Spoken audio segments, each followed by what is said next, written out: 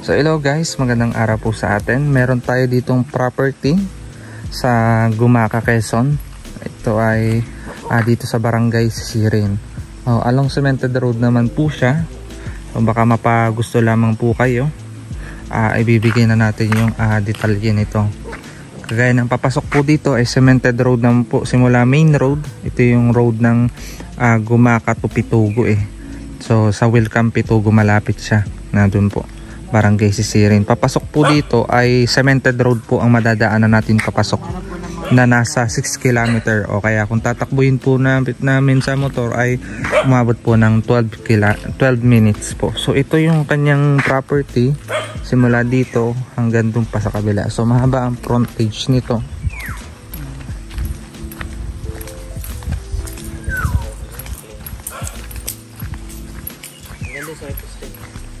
Doon sa kabilang poste na yan. So hanggang doon pa daw po yung kanyang frontage. So mapapansin nyo nasa 100 meters ang kanyang frontage dito sa cemented road. Sa access ng kuryente mayroon tayong poste. Kaya maaano naman siya. Kumbaga po ay malilinyahan ng kuryente. Then ang status naman ng kanyang lupa o yung shape ay pa-slope po siya pababa. Kita nyo naman po mataas yung kalsada natin. Ayan po. Pababa po siya. So yun lang yung parang flow niya. Pababa. So kaya yun ay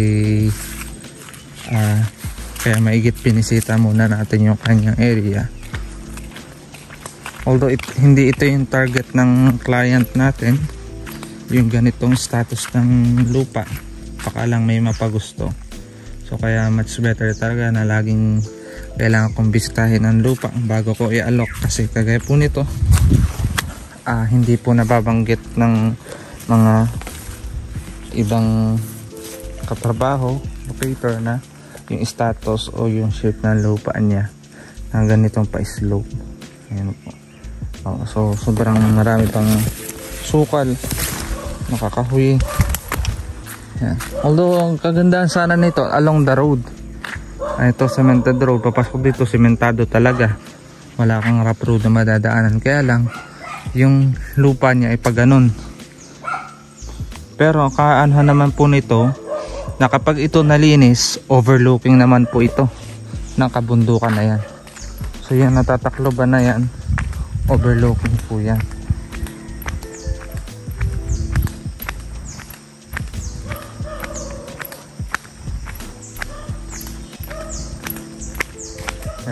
Yan pababa yan. Kita niyo po yan pababa.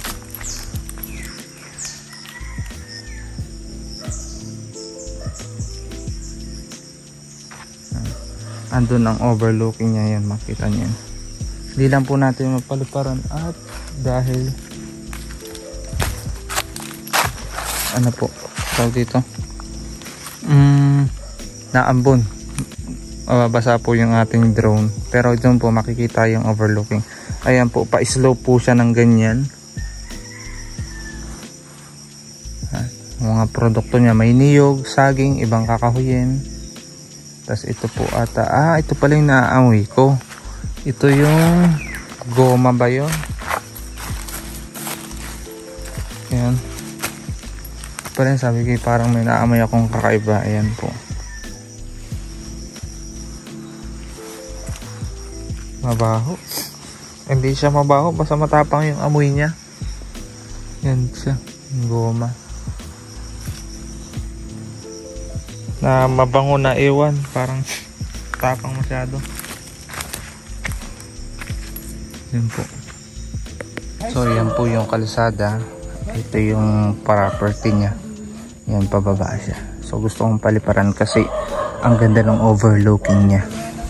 Hindi lang halata dito kasi kagaya po niyan masukal pa. Pero titingnan natin sa aerial shot yung kanyang overlooking dito. So residential din naman po yung looban dyan. Yan. Pili pala yun, yung mga ganun school pati dun, na pinagkukunan din ng yung anong tawag dun, tagta.